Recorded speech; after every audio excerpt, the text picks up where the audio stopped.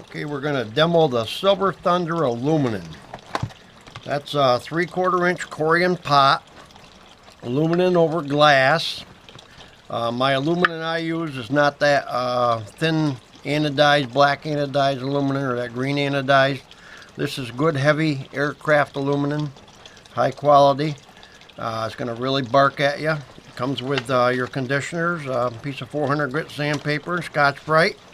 Move that out of the way. Now, when you play this aluminum call, it'll play the same an inch in from the edge no matter where you go. There's no such thing as a sweet spot. The whole thing's a sweet spot. Get a hold of your striker about like that. You want to rest the palm of your hand on the call. Put that striker at a slight angle. The direction you're going to move it is the direction you want to point it. Always point it the direction, whether you're purring, clucking, or whatever. Always point it the direction you're moving it. You're going to just pivot your wrist. You're not going to do anything else.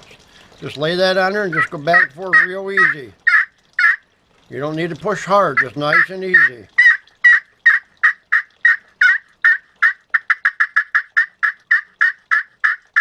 You want to go soft? You can go soft with this. Pick up the volume if you want to go on a windy day. You want to get loud, you can get real loud with this. Or you can bring it right back down for close work. Okay, when I purr and I like to come up my stick a little further, you get down too close, it's going to squeak. So you come up on your stick, it gives the stick a little bounce. And like again, you're pointing that back towards you because you're going to pull that striker towards you. Watch my fingers. The only thing that's going to move is my fingers. So you just tighten it in with my fingers. You learn to do that and you got full control at all times. You're out in the woods hunting, you haven't got to worry. You know what you're going to do. There's a clucks. Once you come up on that striker far enough to get that nice pop, and don't push too hard, you just leave it lay on there, you're going to have the right thing. You want to get louder purrs, just give a little more down pressure. You want to cut, just keep popping her.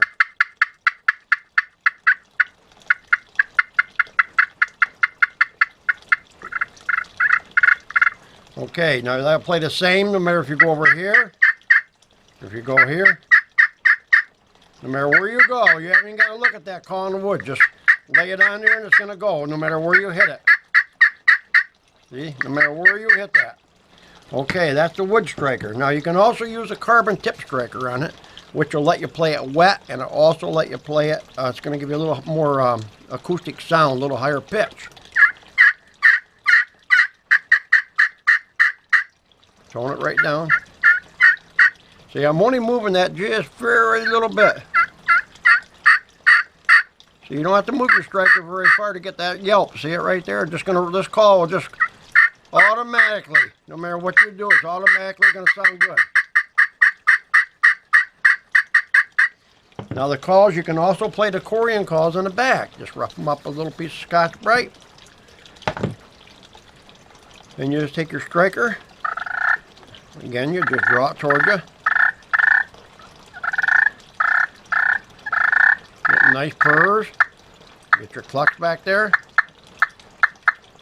You get nice soft tree yelps.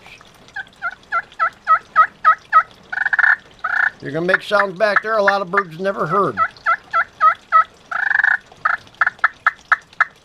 Okay, now this call also plays just as good wet as it does dry. You won't see any difference between wet and dry. You got a day, 1 day to hunt, 2 days to hunt. Guess what? It's going to work every time for you. You haven't got to go back to your hunting camp and it rained that day and you can't hunt. See how nice that sounds wet?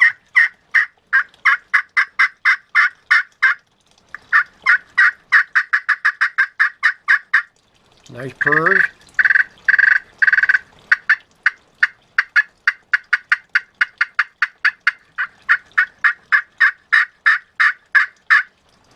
Any place you're going, it's going to work the same. The way to tell a good call from a bad call, if you can't play your call with just barely touching it, all you got is a clay pigeon. You don't have a turkey call. Should be able to lay that on there and just barely touch it and have that roll over. If yours won't do that, you haven't got a tuned call.